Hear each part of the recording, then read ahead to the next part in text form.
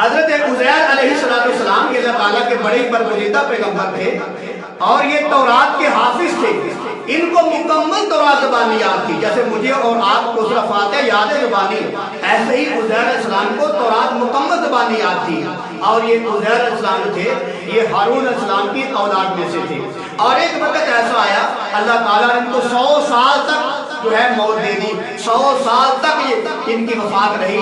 پھر اللہ تعالیٰ نے ان کو زندہ کیا. انشاءاللہ میں آگے چل کے یہ بات بتاؤں گا کہ یہ 100 سال تک اللہ تعالیٰ نے ان کو موت کیوں دی، کیا وجہ بنی تھی. تو بہرحال عزیر علیہ السلام ان کے دور کا جو بادشاہ تھا اس کا نام تھا بخت نصر. اور جو بخت نصر تھا یہ عیسائی مذہب کا تھا، غیر مسلم تھا. اس نے بیت المقدس پر حملہ کیا. بیت المقدس کے علاقے کو یروشلم بھی کہا جاتا ہے. اس نے یروشلم پر حملہ کر کے بیت المقدس کو تباہ و برباد کر دیا، خراب کر دیا. اور وہاں سے لوگوں کو کچھ مارا، کچھ لوگوں کو قیدی کر کے اپنے ساتھ لے گیا. اور جاتے ہوئے تورات کو آگ لگا گیا. اللہ معاف فرمائے، جو بخت نصر کافر تھا، عیسائی مذہب کا، جب اس نے بیت المقدس پر حملہ کیا، اس کو خراب کیا، وہاں کے لوگوں کو مارا، وہاں کو قیدی بنا کے لے گیا اور تورات کو جاتے جاتے آگ لگا گیا. اور جب بخت نصر لوگوں کو قیدی بنا کے اپنے ساتھ اپنے علاقے میں لے گیا تو بڑی دیر تک اس نے قیدی بنا کے رکھا. ان قیدیوں میں سے ایک یہ بھی تھے حضرت عزیر علیہ السلام. ابھی یہ بچے تھے، ان کو بھی قیدی بنا کے ساتھ لے گیا اپنے علاقے میں. اور جب ان لوگوں کو وہاں سے رہائی ملی اور عزیر علیہ السلام کو جب وہاں سے رہائی ملی تو اپنے گدھے پر بیٹھ کر آ رہے تھے اور ان کے ساتھ ان کا کھانا بھی تھا، پانی بھی تھا. تو ایک ایسی جگہ سے گزر ہوا جہاں ایسے معلوم ہوتا تھا جیسے یہاں آبادی تھی پہلے اور تباہ ہو گئی ہے، برباد ہو گئی ہے. اس کے کھنڈرات نظر آ رہے تھے. تو اللہ کے پیغمبر عزیر علیہ السلام نے وہاں کھڑے ہو کر کہا، دل میں خیال آیا کہ یار یہ لوگ تباہ ہو گئے ہیں، برباد ہو گئے ہیں، ان کے کھنڈرات نظر آ رہے ہیں، کیا یہ دوبارہ زندہ ہوں گے؟ کیا اللہ ان کو دوبارہ زندہ کرے گا؟ تو اپنے دل میں کیا کہا، اللہ یحیی ھذہ اللہ بعد موتہا، کہ اللہ تعالیٰ ان لوگوں کو بعد میں زندہ کرے گا. جیسے یہ مر چکے ہیں، کہ کھنڈرات نظر آ چکے ہیں، کیا دوبارہ زندہ ہوں گے؟ تو اللہ تعالیٰ نے وہی بھیجی، کہا اے میرے پیغمبر آپ سے ہی ابتدا کرتے ہیں، اس کام کی ابتدا آپ سے ہی کرتے ہیں، آپ کو دکھاتے ہیں، ہم آپ کو دکھاتے ہیں کہ ہم کیسے لوگوں کو موت دینے کے بعد زندہ کرتے ہیں. ابھی یہ پیغمبر کے دل میں خیال آیا تھا اور وہی دل میں ہلکا سا بوجھ محسوس ہوا.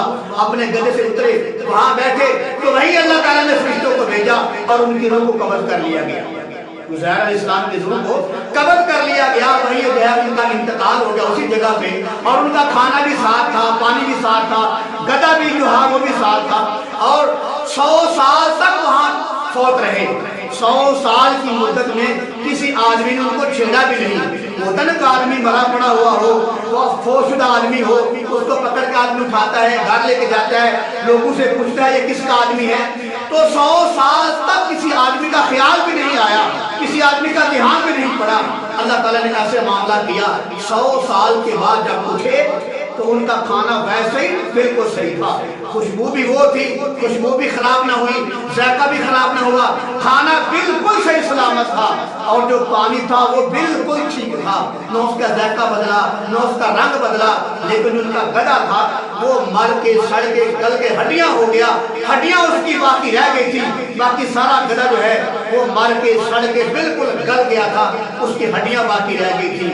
بہرحال 100 سال کے بعد اللہ تعالیٰ نے اپنے حکم کے ساتھ عزیر علیہ السلام کے جسم میں روح پھونکا اور وہ زندہ ہوئے تو اٹھ کے بیٹھ گئے. تو دیکھا میرا کھانا بالکل ٹھیک ٹھاک ہے، پانی جو ہے وہ بالکل ٹھیک ٹھاک ہے، نہ اس کا رنگ بدلا، نہ ذائقہ بدلا، نہ کھانا خراب ہوا.